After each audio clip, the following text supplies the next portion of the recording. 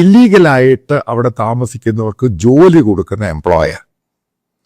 അതിൻ്റെ ഏറ്റവും കൂടുതൽ ജോലി ചെയ്യുന്നത് ഈ salon, barber shop, beauty parlour, അതേപോലെ തന്നെ ഫുഡ് ഡെലിവറി, സാധനങ്ങൾ ഡെലിവറി ചെയ്യുക, പിന്നെ കൺസ്ട്രക്ഷൻ സൈറ്റിൽ. ഇവർക്കൊക്കെ വളരെ ശമ്പളം കുറവാണ്. കാരണം മറ്റുള്ള UK ലീഗലായിട്ടുള്ളവർക്ക്, മറ്റ് താമസിക്കുന്നവർക്കൊക്കെ അപ്പോൾ അവർക്ക് ചാർജ് കൂടുതൽ കൊടുക്കണം. കാരണം ഇവിടുത്തെ ലേബർ അങ്ങനെയാണ്. ഇവർക്ക് അതിൻ്റെ പകുതിയോളം കൊടുത്താൽ മതി.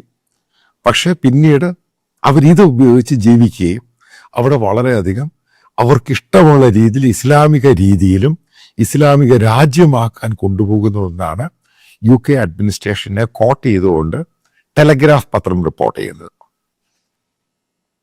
അതെല്ലാം വായിച്ചു കഴിഞ്ഞപ്പോൾ ഇപ്പം പല മലയാളികൾ അവിടെ ബിസിനസ്സും ചെറിയ ബിസിനസ്സൊക്കെ നടത്തുന്നവരുണ്ട്. ഷോപ്പുകളിലൊക്കെ ഇല്ലീഗലായിട്ട് ജോലി കൊടുക്കുന്നവർ. കാരണം നമുക്ക് വളരെ ശമ്പളം കുറച്ച് കൊടുത്താൽ മതി. അതേപോലെ റെസ്റ്റോറൻറ്റിൽ നിൽക്കുന്നവരോ, ചില ഹോട്ടലിൽ ജോലി ചെയ്യുന്നവർ, ക്ലീനിങ്ങും പരിപാടികളൊക്കെ ചെയ്യുന്നവർ. അപ്പോൾ അവരുടെ എണ്ണം തന്നെ ഏകദേശം 2.5-3 ലക്ഷത്തോളമാണ് വരുന്നത്. കാരണം ഇവർക്ക് ഈ പണം കൊടുക്കുമ്പോൾ അവരുടെ ഈ ട്രഷറിയിൽ കിട്ടേണ്ട ടാക്സ് പോലും കിട്ടുന്നില്ല. കാരണം സർവീസ് ടാക്സ്, ആ സംഭവങ്ങളൊക്കെ ഉണ്ട്, അതുപോലും കിട്ടുന്നില്ല. അതായത് UK എക്കോണമി അത് വല്ലാതെ ബാധിക്കുന്നു. UK സെക്യൂരിറ്റിയെ ബാധിക്കുന്നു. UK അവരുടെ ജീവിതത്തെ, സാധാരണക്കാരനായ ഒരു ബ്രിട്ടീഷ് സിറ്റിസന്റെ ജീവിതത്തെ ഈ ഇല്ലീഗൽ ഇമിഗ്രൻസ് ബാധിക്കുന്നു.